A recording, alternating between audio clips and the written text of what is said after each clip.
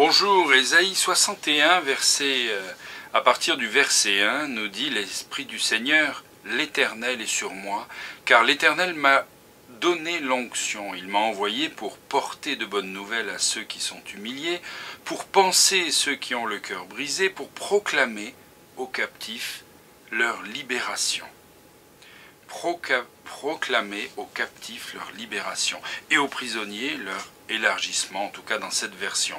Pour proclamer une année favorable, une année de grâce, suivant les versions, de la part de l'Éternel et un jour de vengeance de notre Dieu, pour consoler tous ceux qui sont dans le deuil, pour accorder à ceux de Sion qui sont dans le deuil, pour leur donner de la splendeur au lieu de cendre, une huile de joie au lieu du deuil.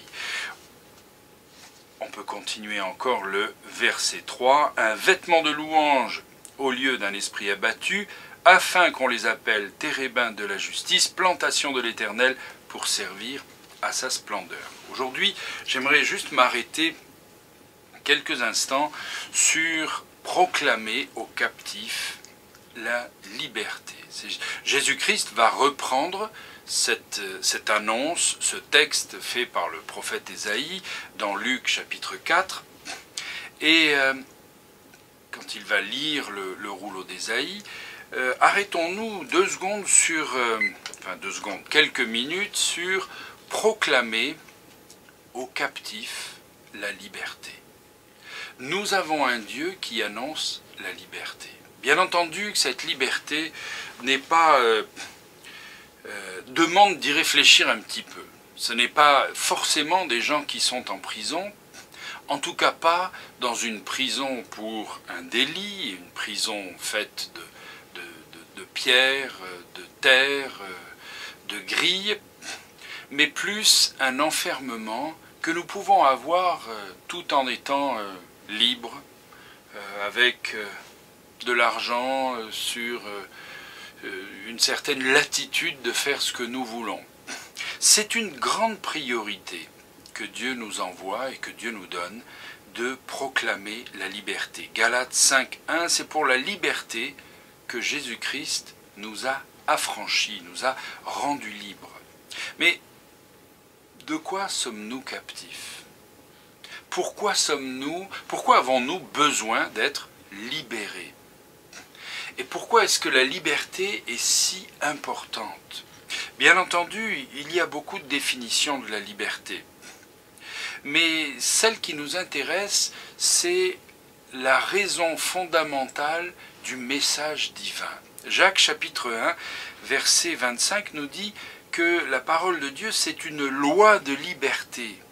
Et cette loi de liberté va nous donner du succès, du plaisir dans notre activité, dans ce que nous faisons. C'est très important de réaliser que nous ne sommes pas si libres que ce que nous pensons. Nous rêvons d'être libres, nous rêvons quand nous sommes adolescents d'être libres de choisir, libres de faire ce que je veux, de me coucher quand je veux, de me lever quand je veux, d'aller faire ce que je veux avec qui je veux. Ça, c'est une forme de rêve. Après, quand nous sommes adultes, nous rêvons d'avoir plus d'argent. Plus d'argent parce que nous pensons que nous sommes aliénés par le peu d'argent. Si j'avais de l'argent, si j'avais cette possibilité, je ferais ceci, cela. Ou peut-être, si nous avons l'argent, peut-être nous sentons-nous oppressés peut-être par des personnes, ou par des chefs, ou par des dirigeants d'activités, par je ne sais quoi. La liberté doit être proclamée. Jérémie 34, verset 15 nous dit que si nous proclamons la liberté, nous faisons bien. C'est ce qu'il faut faire. Alors nous devons annoncer aussi cette liberté, mais encore une fois, de quoi sommes-nous esclaves? De quoi sommes-nous emprisonnés? Ou dans quoi sommes-nous emprisonnés? La plupart du temps, vous le savez, c'est nous la prison. C'est notre façon de penser. C'est nos habitudes, ce sont nos besoins peut-être. Tant que je n'ai pas eu une certaine dose de reconnaissance ou une dose d'approbation, ou tant que je ne suis pas dans ma tranquillité. Mais pourquoi est-ce que je ne suis pas tranquille? Parce que j'ai absolument besoin de ça, ou de ceci, ou de cela. Ah, donc je ne suis peut-être pas libre. Bien entendu, on a aussi toujours plaisanté sur les gens qui se disent libres, mais qui sont dépendants d'un petit bout de cigarette, ou dépendants d'une certaine forme de communication, ou dépendants d'un merci. Si j'ai pas eu un merci, je vais peut-être m'offusquer, me vexer, me fâcher. Peut-être suis-je dépendant d'une définition de Dieu, d'une définition de ce que Dieu veut. Peut-être suis-je dépendant d'une doctrine, une doctrine qui me fait dire que je ne suis pas mûr, je ne suis pas spirituel, ou je n'ai pas encore reçu peut-être quelque chose d'en haut qui serait la clé de ma vie. Mais est-ce que Dieu ne répond pas à nos besoins? Est-ce que Dieu serait en retard? Est-ce que Dieu aurait raté quelque chose? Vous comprenez que nous sommes liés, que nous sommes dans des tas de petites prisons. Nous sommes bloqués par nous-mêmes. Et c'est pourquoi Jésus-Christ vient et il dit « Le Saint-Esprit m'a oint pour proclamer la liberté aux captifs. » Qui sont les captifs? Où sont les captifs? Peut-être il n'y en a pas. Peut-être ne pensons-nous pas être captifs. Ou alors si nous sommes captifs, peut-être ne savons-nous pas de quoi nous sommes captifs. Et nous avons besoin que Dieu nous éclaire. Ah Dieu, s'il te plaît, montre-moi ce qui me bloque. Montre-moi ce qui est comme des menottes, comme des grillages autour de ma vie, autour de ma pensée, autour de mes sentiments. Peut-être est-ce que je n'ai aucune capacité, je suis dans la prison émotionnelle, je ne peux pas dire je t'aime à quelqu'un. Je ne peux pas valoriser quelqu'un, montrer ce qu'il a fait, parce que je suis blessé par une éducation qui m'a meurtri, parce que je suis retenu par un système culturel qui fait qu'on ne dit pas quelque chose de positif à quelqu'un. Sinon, vous savez ce qu'on dit souvent, il y a les chevilles qui vont gonfler, sinon il va décoller du sol, sinon il va s'enorgueillir, sinon, etc., etc. C'est une prison.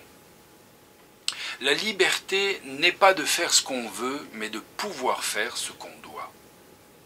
La liberté, c'est réellement d'avoir la liberté de faire ce qui est bien, de faire ce qui va porter une bénédiction à moi et aux autres.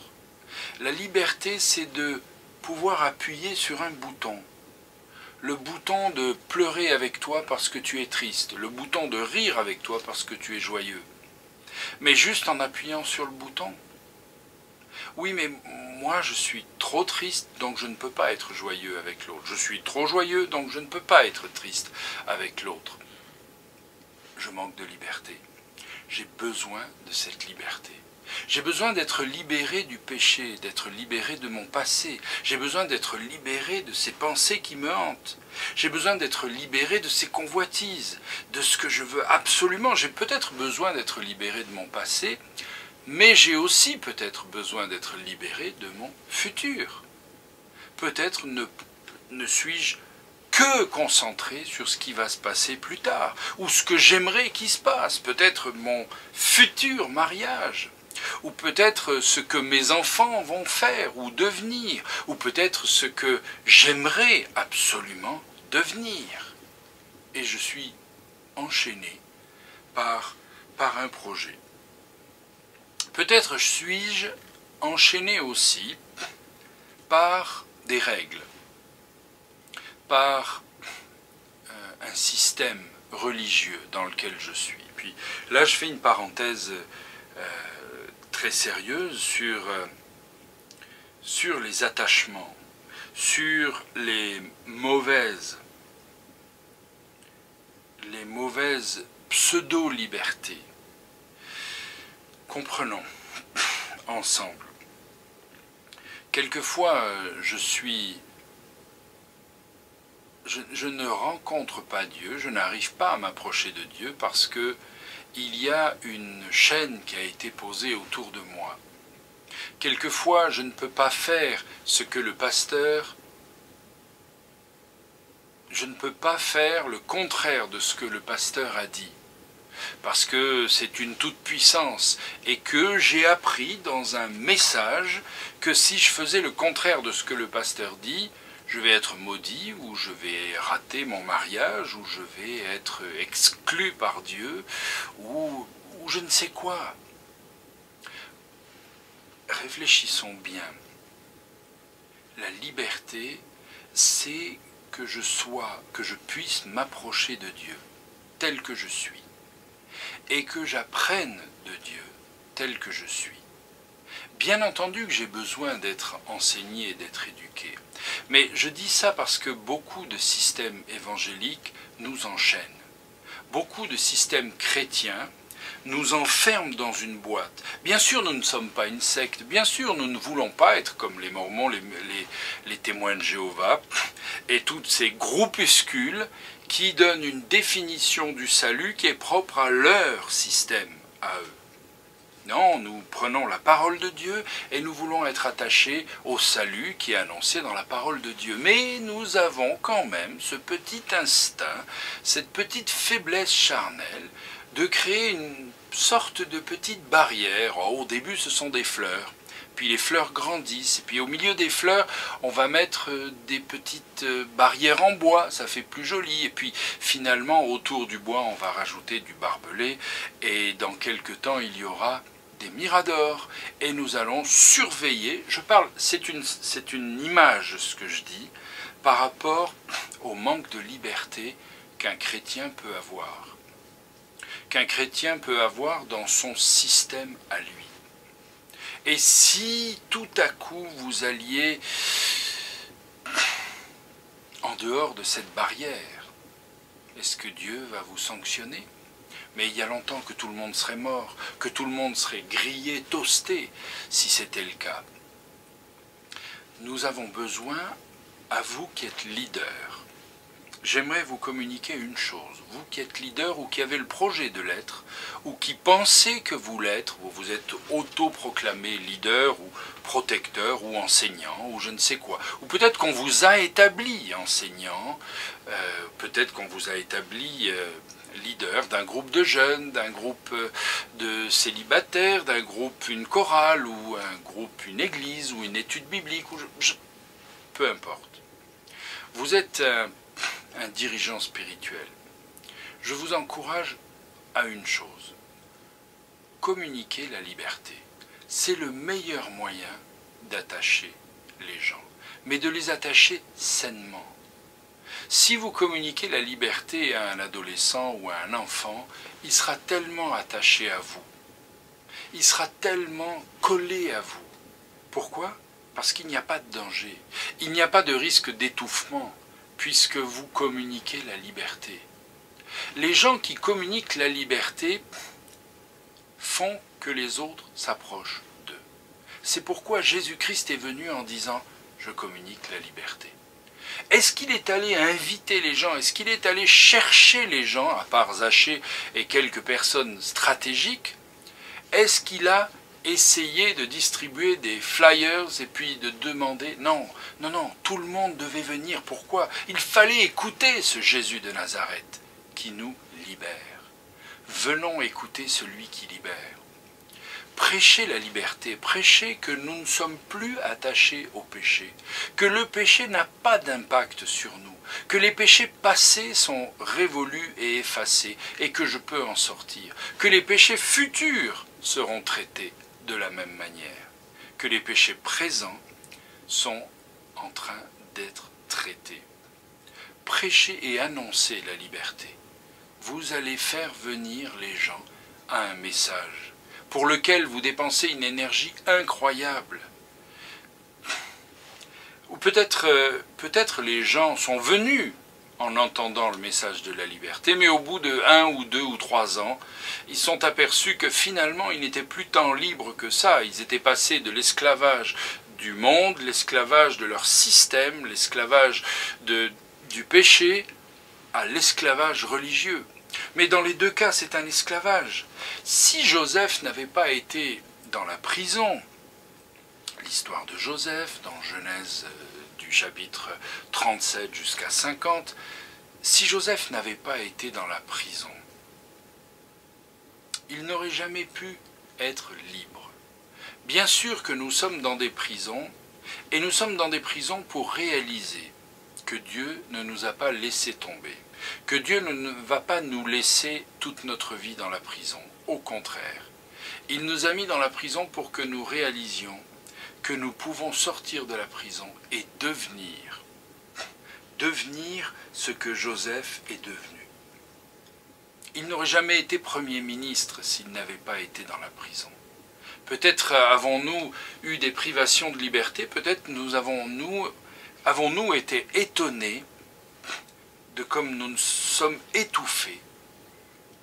C'est pour pouvoir rentrer dans une nouvelle étape, l'étape de la liberté. Nous sommes responsables. Ce que nous faisons, c'est entre nous et Dieu et devant Dieu.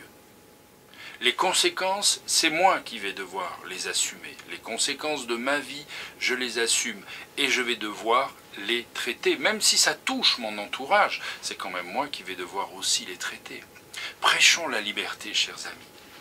Prêchons la liberté. Là où est l'Esprit du Seigneur est la liberté. La liberté, ce n'est pas d'avoir le courage de crier dans l'église avec les bras levés.